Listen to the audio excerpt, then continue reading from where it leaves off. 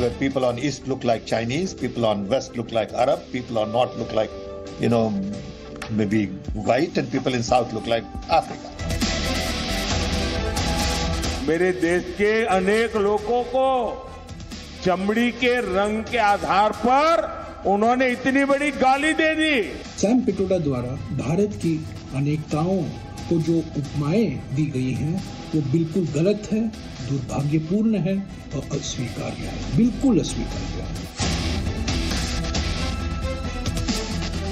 वो देश को तोड़ने के अलावा, विभाजन करने की कोशिश के अलावा कांग्रेस दिशाहीन है। सैम पित्रोदा साहब ने ये विषय भारत के अस्तित्व का हो गया है। भारतीय राष्ट्रीय कांग्रेस इन उपमाओं से अपने आप को पूर्ण रूप से अलग करती है और इसका खंडन करती है। भारत को खंड खंड में बांटने वाला बयान है और भारत के नागरिकों का अपमान करने वाला बयान है। वो गालियां देते हैं, दक्षिण भारत उत्तर भारत में बांटते हैं। ये भारत का अपमान है। सैम पिट्रोडा अमेरिका में बैठकर क्या बयानबाजी दे रहे हैं?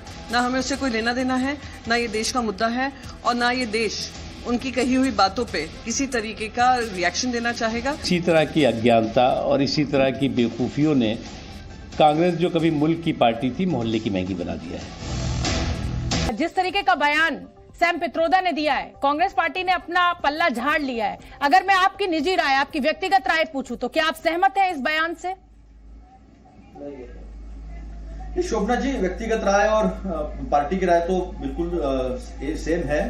हम इस बात का खंडन ही करते हैं और इस बात की निंदा भी करते हैं। इस तरह से इस नैरेटिव को हम बिल्कुल मानते नहीं हैं। ये गलत बात है। हम सब भारत है और हमारे देश का संविधान, जिसकी पहली लाइन कहती है we the people of India, हम भारत के लोग किसी भी तरह से किसी भी बात को लेकर हम अलग अलग नहीं हो सकते हैं। जब ये संविधान दिया तब डॉक्टर बाबा साहब अम्बेडकर ने एक वाक्य कहा था, जिसे मैं फिर दोहराऊं, जो कांग्रेस की अपनी नीति है, जो कांग्रेस की अपनी आइडियोलॉजी, वो ये है कि मैं प्रथमतः और अंतिमतः भारतीय हूं। और इसी बात को कांग्रेस मानती है। उन्होंने जो कहा है वो गलत है, निंदनीय है, हम उसका खंडन करते हैं। लेकिन एक बात बताइए अतुल जी, आप क्या ये ऐसे नेताओं की जो संख्या है, जिनको मैं आत्मघाती बम दस्ता कहती हूं, ये एन चुनाव के समय इतना एक्टिव क्यों हो जाता है?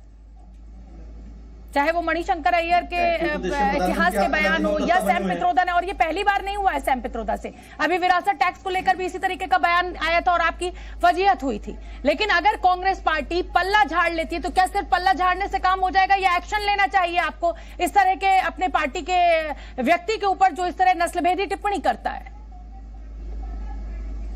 नहीं, एक्शन तो जरूर होगा। वो तो जो हमारे आलाकमान है उसके ऊपर वो निर्णय लेंगे, एक्शन लेंगे। लेकिन एक बात, आप जिसने जैसा कहा आरडीएक्स, ये जो बॉम्ब है ना, आत्मघात की बॉम्ब, ये देश के प्रधानमंत्री है। देश के प्रधानमंत्री ने कितनी बार इस देश को धर्म के नाम पर, जात के नाम पर, भाषा के नाम पर और प्रांत के नाम पर आत्मघाती बम दस्ते का मतलब ये है कि सेल्फ लॉस, सेल्फ गोल। आप गलत समझ रहे हैं मेरी बात को। मैं आरडीएक्स नहीं कह रही हूँ, आत्मघाती बम दस्ता। सेल्फ गोल किया जी, आत्मघाती बम दस्ता। आज उन्होंने काम किया है। जिन दोस्तों ने उनको इतना बड़ा बनाया, जिन दोस्तों के शादी ब्याह से लेकर हर जगह वो जाते हैं, वो बेचारा गाना गा रहे अदानी अंबानी, दोस्त दोस्त न रहा, प्यार प्यार न रहा, ए जिंदगी हमें तुझे से एतबार नहीं रहा, ये गाना गा रहे दोनों। ये आत्मघात की दस्ता वाला ही कार्यक्रम है, ये वही काम है। लेकिन हम ताकत रखते हैं इतनी, जो गलत है उसको गलत कहने की। हम कह रहे हैं लेंगे सैम पित्रोदा के खिलाफ बयान है। क्या कांग्रेस पार्टी एक्शन लेगी सैम पित्रोदा के खिलाफ?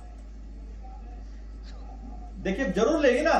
जब कांग्रेस पार्टी ने जब इसे पल्ला झाड़ा है, किनारा किया है, निंदा की है, इतना ही नहीं है, निंदा की है, तो एक्शन भी होगी। ठीक है अजय आलोक जी, कांग्रेस पार्टी ने पल्ला झाड़ दिया, एक्शन लेने की बात भी देखिए कांग्रेस के प्रवक्ता इसी पैनल पर बैठकर कह रहे हैं। अब किस बात की शिकायत? अब तो कांग्रेस पार्टी का इससे कोई लेना देना नहीं है, ये सैम पित्रोदा की निजी राय है, तो फिर इसको इतना मुद्दा क्यों बनाया जा रहा है? नहीं, कोई मुद्दा नहीं है। कोई मुद्दा थोड़ी ना। शोभना जी, क्या बात कर रही है? अभी आपने कहा कांग्रेस बैकफुट पे है। बात है कि कांग्रेस के पास अब फुट बचा ही नहीं, तो बैक पे कहां जाएगी? फुट है ही नहीं। और अतुल जी तो वेस्ट से आते हैं ना, अरब हैं, अरब है ना। व्हाइट वाले हो गए नॉर्थ के, साउथ वाले हो गए ब्लैक के, चीनी हो गए पूर्वोत्तर वाले चीनी हो गए, और जो काले हो गए अफ्रीकी हो गए। क्या भारतीय बनाया है हमें? ये है कांग्रेस की सोच। इनके आइडियोलॉग हैं सैम पित्रोदा, इनके मैनिफेस्टो से लेकर हर कुछ लिखते हैं। कभी इनहेरिटेंस टैक्स लाएंगे यहां पे, कभी भारतीयों का अलग अलग चित्रण और वर्णन करेंगे। अद्भुत। और कहेंगे अतुल जी आके कहेंगे कि हम खंडन करते हैं। अरे क्या खंडन कीजिएगा, बयान उन्होंने दिया, खंडन करने वाले आप कौन हैं? ओवरसीज कांग्रेस के प्रेसिडेंट हैं, अभी तक एक्शन लेने में इतना टाइम लग रहा है आपको? कैसे करिएगा? राजीव गांधी के एडवाइजर रहे हुए हैं, मनमोहन सिंह के टाइम में एडवाइजर रहे हुए हैं। हिम्मत है कुछ करने की? 10 बयान और उधर से दे देंगे ना, क्या क्या और खुल जाएगा, नया चीज से जवाब देना मुश्किल हो जाएगा। लेकिन ये सोच दिखाती है कि ये सोच बेसिकली भारतीयों को लेके एक भारतीयता की सोच है ही नहीं कांग्रेस पार्टी में। भारतीय होना क्या कहते हैं, हिंदुस्तानी होने का मतलब क्या है, वो सोच ही नहीं है। अजय आलोक जी, इसमें आपका तो फायदा ही है ना, आप तो खुद चाहते हैं कि कांग्रेस के नेता ऐसे ही बयान देते रहे, आप लपकते रहे और चुनावी फायदा आपको हो, तो ये तो आपके हक में जा रहा है ना कांग्रेस के ऐसे नेताओं के बयान। ये हमारा दुर्भाग्य है कि हमारे विपक्ष में एक ऐसी राजनीतिक पार्टी है जिसकी देश के बारे में ऐसी सोच है।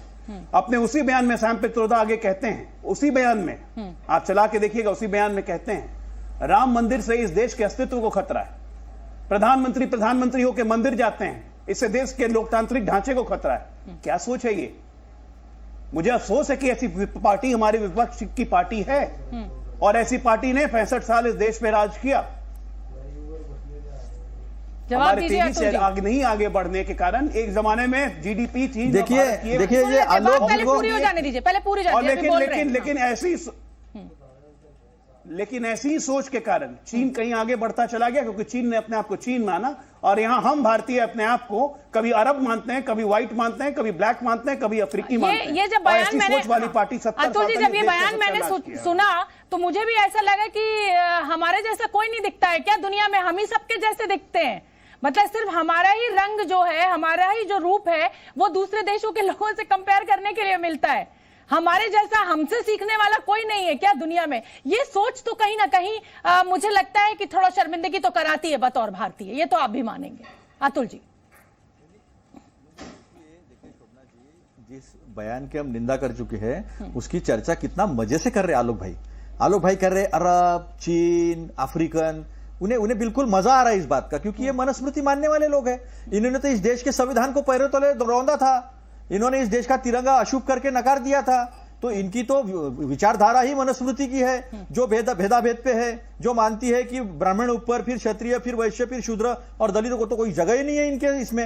ये ऐसी विचारधारा से आते हैं, ये तो निंदा नहीं करते ना, बिल्कुल निंदा नहीं करते। करे नहीं तो मैं आज खुले में चैलेंज करता हूं अजय आलोक जी को कि वो आरएसएस की निंदा करे, क्योंकि ये ऑर्गेनाइजर में और पांचजन्य दोनों में आया हुआ है। नहीं है तो मैं भेज देता हूं। इन्होंने इस देश के संविधान को पैरों तले कुचला है, काला दिन मनाया है, और इन्होंने इस देश के तिरंगे को अशुभ कहा है। चलो, आप बहुत बड़ी बड़ी बातें कर रहे थे ना, we the people of India की बात हम करते हैं, इंडिया दैट इज भारत हम कहते हैं। हमने इंडिया नाम रखा, तो उस इंडिया का जितनी बेइज्जती इन्होंने की वो शब्द की, जो हम फक्र से कहते हैं जीतेगा इंडिया, है ना, इन्होंने उसकी कितनी ठीक है, वो शब्द राजीव रंजन जी का रुख कर लेती हूं। इंडिया से राजीव रंजन जी का नहीं, आरएसएस का धिक्कार करे, निंदा करे। मैंने मेरे नेता का निंदा किया है। अजय जी जवाब दे दीजिए, फिर मैं राजीव जी का रुख कर लूंगी। छोटा सा जवाब दीजिएगा। हाँ, अगर सच मानते हैं तो उसकी कसम खा के आरएसएस की निंदा करेंगे। आरएसएस की निंदा करेंगे। सुनिए, बीच में मत बोलिए ना। शोभना जी जरा रोकिए उनको ना। रुके हुए अब नहीं बोलेंगे अतुल जी, अब नहीं बोलेंगे, आप बोलिए। अब उनका जवाब दे रहा हूं। अगर आरएसएस को 1% भी समझते हैं ना, तो जवाहरलाल नेहरू की तरह आरएसएस की जाके शीश नवाते और उनको बुलाते रिपब्लिक डे परेड में, जैसे इनके पूर्व के नेता आरएसएस ने अतुल जी अभी मत बोलिए, अभी अजय आलोक बोल रहे हैं। अतुल जी अभी अजय आलोक बोल रहे हैं, उसके बाद बोलिए। करोगे या ना करोगे? अतुल जी ये गलत बात है। अभी मैंने आपसे शुरू में ही कहा था डिबेट की, एक एक करके आपने अपनी बात पूरी रखी। अजय आलोक के ऊपर आप आरोप लगाते रहे, वो एकदम शांत होकर सुनते रहे। अब आप जवाब सुनिए। हाँ, बोलिए अजय जी। आरएसएस को अगर 1% भी समझ जाएंगे ना, तो समझेंगे कि देशभक्ति क्या होती है, देशभक्ति सीख जाएंगे।